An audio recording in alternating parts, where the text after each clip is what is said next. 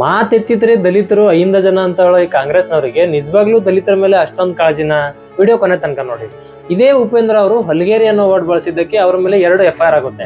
FIR ಮಾಡಿದ್ದು ತಪ್ಪು ಅಂತ ಹೇಳ್ತಿಲ್ಲ, FIR ಆಗ್ಲಿ ಕಾನೂನಿನ ಪ್ರಕಾರ ಕ್ರಮ ಆಗ್ಲಿ, ಬಟ್ ಅದೇ ಹಲಗೇರಿ ಅನ್ನೋ ವರ್ಡ್ ಕಾಂಗ್ರೆಸ್ನ ಸಚಿವ ವಿಜಯಾನಂದ್ ಕಾಶ್ಯಪ್ನವ್ರು ಯೂಸ್ ಮಾಡ್ತಾರೆ. ನೂಲು ಚಮಕ ರೇಷ್ಮೆ ಸಿಗಲಾರ್ದಂಗ ಮಾಡಿ ಹಲಿಗೇರ್ ಮಾಡಿದವರು ನಿಮ್ ಕೇಂದ್ರ ಸರ್ಕಾರ, ನಿಮ್ ನರೇಂದ್ರ ಮೋದಿ. ಹಲಿಗೇರ್ ಮಾಡಿದವರು ನಿಮ್ ಕೇಂದ್ರ ಸರ್ಕಾರ, ನಿಮ್ ನರೇಂದ್ರ ಮೋದಿ.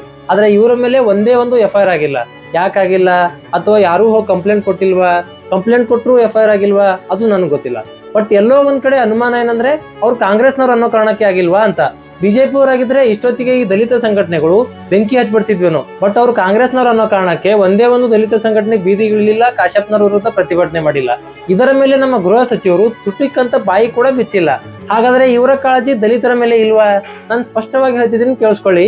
ಇವರ ಕಾಳಜಿ ಅವತ್ತು ಇರ್ಲಿಲ್ಲ, ಇವತ್ತು ಇಲ್ಲ. ಅವತ್ತು ಅಂದ್ರೆ ಅಖಂಡ ಶ್ರೀನಿವಾಸ ಮೂರ್ತಿ ಅವರ ಮನೆಗೆ ಬೆಂಕಿ ಹಚ್ಚಿದಾಗ್ಲೂ ಈ ಕಾಂಗ್ರೆಸ್ನವರು ಅವ್ರ ಪರವಾಗಿ ನಿಂತಿಲ್ಲ. ಅವತ್ತು ಈ ಕಾಳಜಿ, ಈ ಪ್ರೀತಿ ದಲಿತರ ಮೇಲೆ ಇರ್ಲಿಲ್ಲ, ಹೊರತು ಸಾಬ್ರುಗಳ ಮೇಲಿತ್ತು.